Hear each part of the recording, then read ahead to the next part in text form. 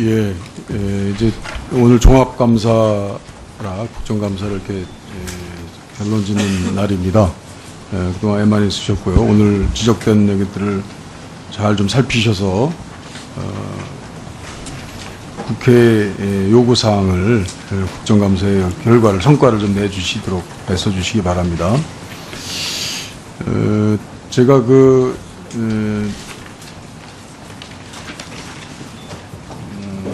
복지단 책임운영기관 지정에 대해서 좀 말씀을 드렸고, 이제 그래서 그 관련된 부서에서 저희 사무실에도 왔고 이제 이렇게 했습니다. 그런데 지금 보니까 뭐 거의 할 생각이 없는 것 같아요. 책임운영기관, 결론적으로는 책임운영기관 지정을 회피하려고 한다는 생각만 아주 굳어졌는데요. 어떻습니까? 장관님, 그냥 그렇게 가시려고 하는 겁니까? 아니면 더 검토해 보시렵니까?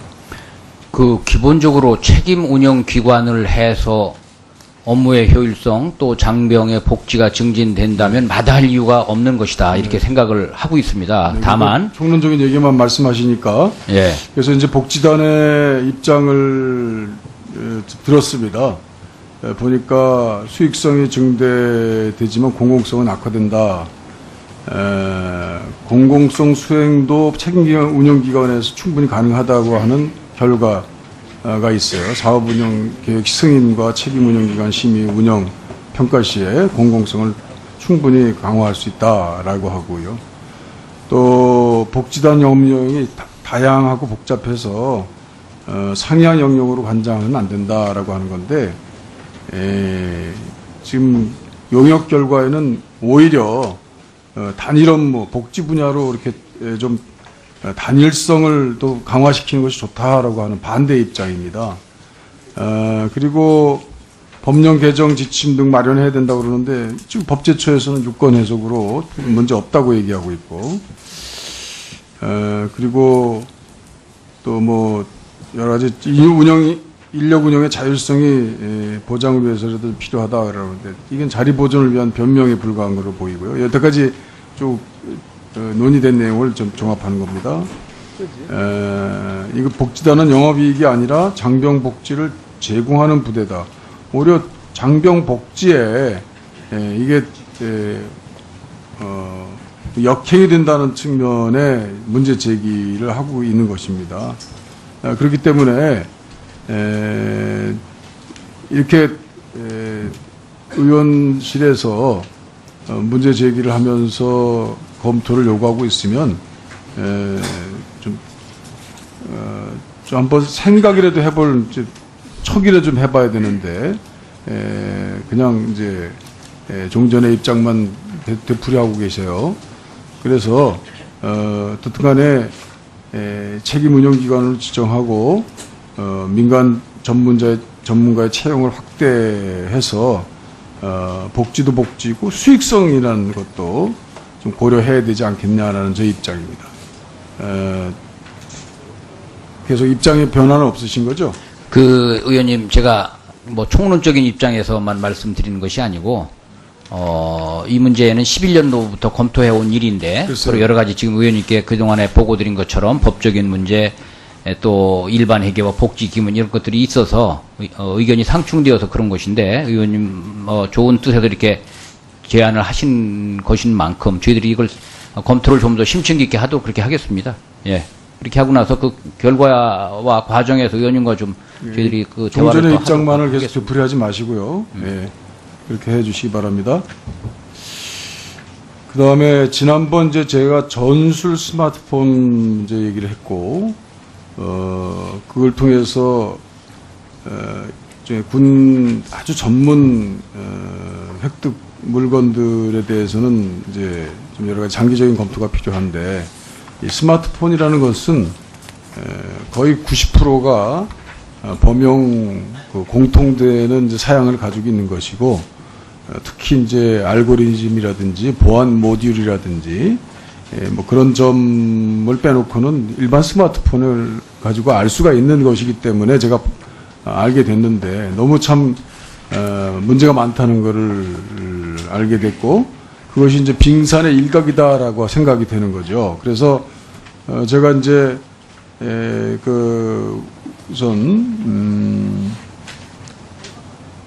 일반 획득 자원에 대한 일반 전문성을 위해서 여태까지 노력을 많이 했더군요. 그래가지고 그 방위 사업 교육원 문제를 이전에도 그 안규백 의원, 우리 당의 안규백 의원, 그 다음에 새누리당의 한기호 의원께서 서로 문제 제기를 서로 상충시켜서 결론을 냈어요. 그걸 국방부에다가 이제 설치하기로 했는데, 우선 제가 묻고 싶은 거는 이 벌써 꽤 오래됐어요. 작년 이런 문제는 그때 진행이 돼야만 바로 되는 거 아니겠습니까? 근데 국방부 산하로 하기로 이제 했는데 지금까지 아무 움직임 없이 저희가 보길 때는 뭐 진행이 안 되고 있는 것 같아요. 뭐가 돼 있었다고 또 변명하겠죠. 어떻게 왜 이렇게 늦었습니까?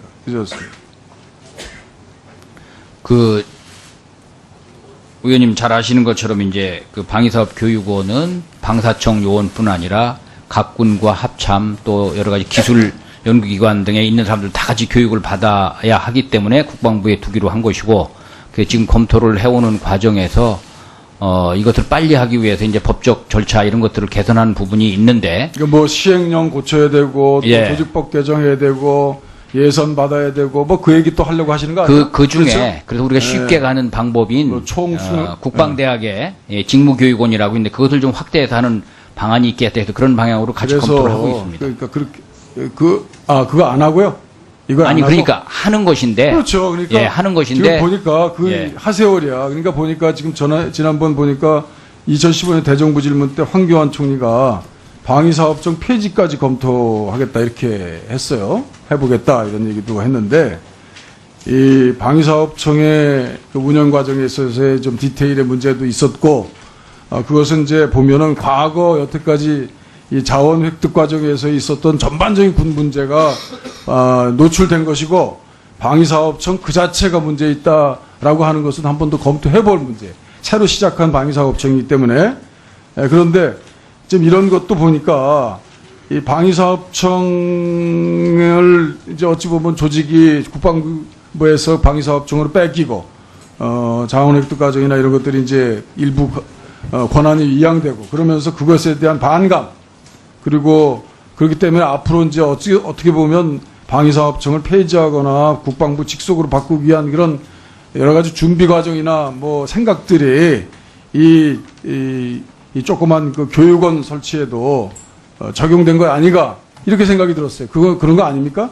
전혀 그렇지 않습니다. 전혀 그렇지 않고 그러면 말이죠. 예. 이거를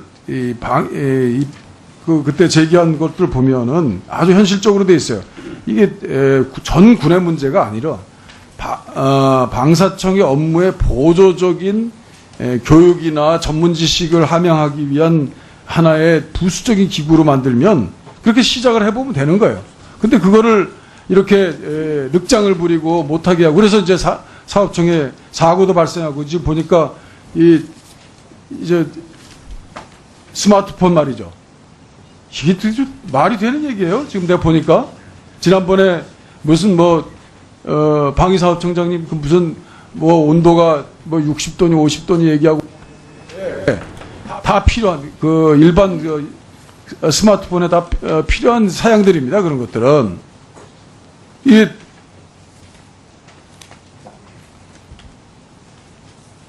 우선 그런 생각이 전혀 없단 말이죠. 방사청의 좀 기능을 보완하고 또 확보해 줄 수 있는 노력을 국방부에서 해 주셔야 되는 거 아니에요? 예? 방사청이 업무를 잘 할 수 있도록 국방부는 지도하는 그러한 기능을 하고 있습니다. 다만 방사청의 조직을 어떻게 할 것인가 하는 문제는 과거부터 여러 차례 논의되어 왔고 다양한 견해가 존재하는 문제인데, 이것이 지금 이걸 아까 총리 답변을 말씀했습니다만은 그런 것들을 검토하거나 할 계제는 아니라고 보고 있습니다. 시간에 대해서 요 전술 스마트폰에 대해서는 좀 이따가 방사청장님하고 예. 국방과 경수에 다시 묻겠습니다. 예. 예, 잘 알겠습니다. 네, 이종걸 의원님 수고하셨습니다. 다음은 존경하는 김중로 의원님 질의하시기 바랍니다. 예, 국민의당 김중로 의원입니다. 장관님, 지난번에 제가 국방부 감사 때 병역 비리 관련해서 방안을 보고해달라고 어제 제가 인사교육관으로도 보고를 받았어요. 장관님, 보낼 때 장관님 보고 받으시고 확인하고 보냅니까? 국회 의원님들께서 요구하신 자료 또는 설명하는 그러한 자료 이런 것들은 제가 관련되는 국장이나 실장으로부터 전문을 보고 받든지 또는 구두 보고를 받든지 이렇게 해서 시행하고 있습니다. 그런데 어제 제가 보고 받을 때 정말 수준이 낮았어요. 장관님의 수준에 비하면 엄청나게 떨어진 보고를 내가 받았어요. 좀 실망스럽습니다. 의지도 없고 고민도 안 해본 보고서예요. 이거 오늘 제가 말씀드린 후에 이 문제는 이제 끝까지 파고들겠습니다. 인사복지실장이 직접 와서 보고를 해주시기 바랍니다. 예, 그렇게 하겠습니다.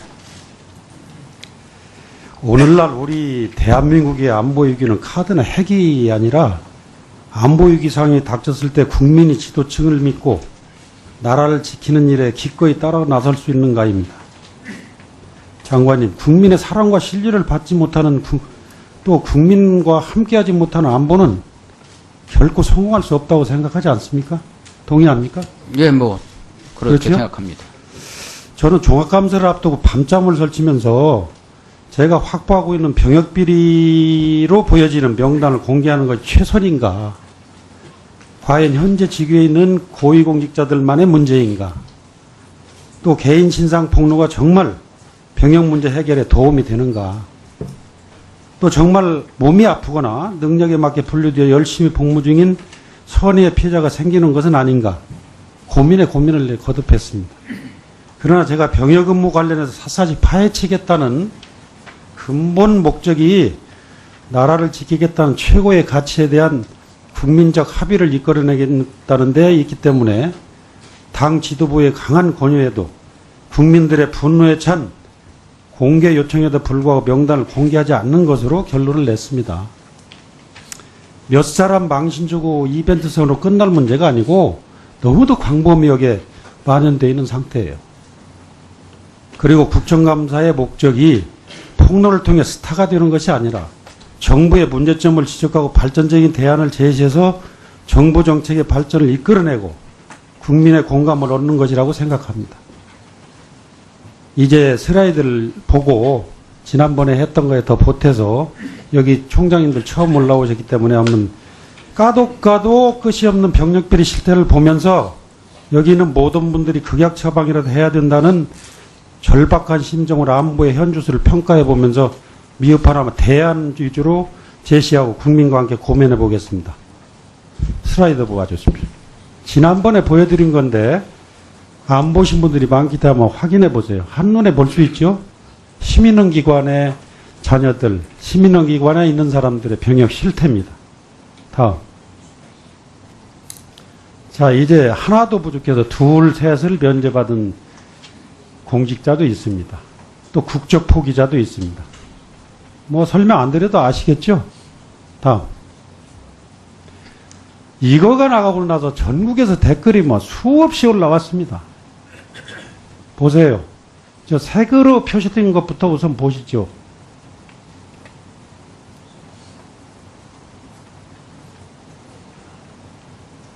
국민들의 소망입니다. 다음. 여기도 보시죠.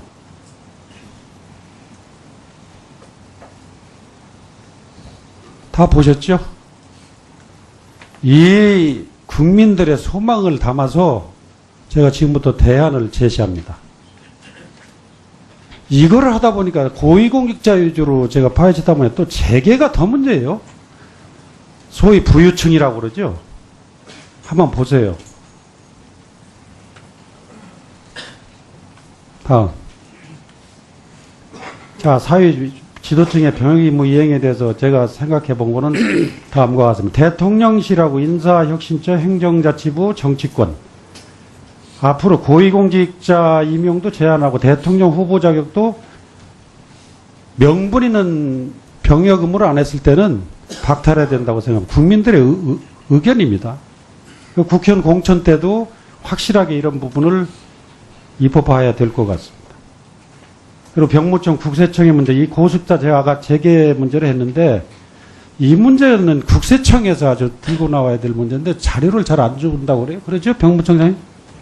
지금, 네, 뭐 그런 현상이 있었는데, 네. 지금은 좀 협조가 비교적 잘 아마 진행이 되고 있습니다. 부유청의 기준이 어려울 겁니다. 다음. 국세청장이 군대를 안 갔어요? 보세요. 저 군영난법, 김영란법이 지금 뭐 온 나라를 좀 휩쓸고 있는데 장관님 군영난법도 좀 만드세요. 저거 보세요. 저거 보시면 군의 국방부에서 어떻게 해야 될지 국방부가 앞으로 이걸 만들어서 확실하게 끝까지 추적할 수 있는 시스템을 만들어 주시기 바랍니다. 다음. 지난번에 이거 얘기했는데 이 다이아 수제라고 해요. 금 수제가 아니라 이건 돈 있는 분들 부유층을 들어서 요즘은 젊은 층에서 다이아라고 그럽니다. 다이아가 금보다 더 비싸답니다. 3,400여 명이 매년 증가 추세에 있어요. 보세요. 금년도 7월 달까지만 4,220명이 이중 국적 문제를 지금 변탈하고 있어요. 다음. 자, 이 돈 있는 분들이 이렇게 보세요. 저 하와이 가면 3,500, 미국 서부는 좀 싸고 동부는 7천만 원입니다. 연간 5천 명이라고 그랬죠? 그 사람들이 밑에 그 혜택을 보는 내용을 한번 보세요. 외국인 학교 입학도 가능하고 또 외국에 있는 학교 가서 공립 기준으로 혜택을 봅니다. 또 소위 스카이 대학 진학도 특혜를 받아요. 그래서 검은머리 외국인으로 혜택 받으면서 국내에 거주합니다. 기가 막히죠? 다음. 또 보세요. 이중국적 문제 보세요. 가관입니다. 이거는 국방부보다는 법무부하고 외교부가 해야 됩니다. 앞으로 이런 문제를 다 법적 검토를 해야 되겠지만 정말 이런 경우 이제 입국을 금지하든가 해외 체류 기간을 제한하든가 경제활동 금지한 취업 금지를 한다든가 국적 입국을 정말 아주 못하게 한다든가 이게 특단의 대책이 필요할 것 같습니다. 다음. 보세요. 그리고 이 이중국적 문제를 복지부, 국세청, 법무부에서도 제한을 할 수가 있습니다. 그래서 이게 뭐 국방부에서만 할 문제가 아니고 전 부처가 다 거의 관련되어 있는 문제. 다음. 보세요. 그래서 제가 정말 이걸 해야 되겠다고 우리 국방장관님께서 마음을 다져 드신다면 범정부적으로 병역비리 방지 TF를 총리실에 둬야 될 것 같습니다. 그렇지 않으면 청와대에 병역관리 비서관을 신설하든가 그리고 병역관리 방지 특별법을 제정한다든가 병역비리 방지 국회 아마 여기 우리 위원장님 특히 정말 그 안보에는 여야가 없다고 몸소 이번에 실천하셨는데 여기 지금 위원님들 다 그런 부분 아마 이번에 우리 상임위처럼 서로 싸우지 않고 얼굴 불치게 하고 모범적으로 하는 상임위가 없을 겁니다. 또 어려움 속에서도 파행을 해치고 위원장님 자리에 앉아서 진행을 했고 그렇기 때문에 아마 이런 특위도 충분히 가능하리로 봅니다. 다음. 보세요. 장관님 보셨죠? 예, 봤습니다. 기가 막히잖아요. 이게 지금 제가 보기에는 이제 일부분이 아니거든요. 정말 굉장히 많은 데서 가지법을 다 활용해서 병역을 면탈하고 있어요. 특히 외국에 나가서 이런 행위를 한다는 것은 도저히 국민들이 지금 분노해요. 그래서 어떤 이 국민들의 이거 허탈감, 박탈감을 어떻게 하면 씻을 수 있을까? 이거는 그냥 보통 이렇게 이벤트성으로 하고 끝날 문제가 아니라고 생각해요. 장관님. 정말 사명감을 가지고 이거 정말 장관님 계실 때 총리님이나 대통령님께 건의해서 이 TF나 또 이런 걸 정말 설치해서 할 의지가 있습니까? 여기서 제가 듣고 싶습니다. 이 문제에 대한 제 입장을 말씀을 드리면 네. 저도 40년 넘게 군복을 입고 온 사람으로서 병역 의무를 이행하지 않는 거에 대해서는 누구보다도 분노를 느끼고 정의감을 가지고 있습니다. 다만 이것은 지금 의원님께서 병역 면제 또는 보직 특혜 이런 걸로 추정된다라는 입장이죠. 현재는요. 이것은 곧 이꼬르 병역 비리다 이렇게 단정할 수 있는 것은 아니지 않습니까? 그래서 저는 기본적으로 우리 사회의 병역 의무 이행, 특히 이 고위공직자 또는 아까 경제인들도 말씀했는데 소위 노블리스 오블리제 차원에서 하는 것은 당연한 일이고 그런 걸 위한 제도적 장치를 강구하는 것은 당연한 일이라고 봅니다. TF든 입법이든. 그런데 다만 현재 나와 있는 이 현상이 그것이 전부 비리냐라고 하는 점에 대해서는 저희들이 따져보고 접근해야 된다 이렇게 생각하고 있습니다.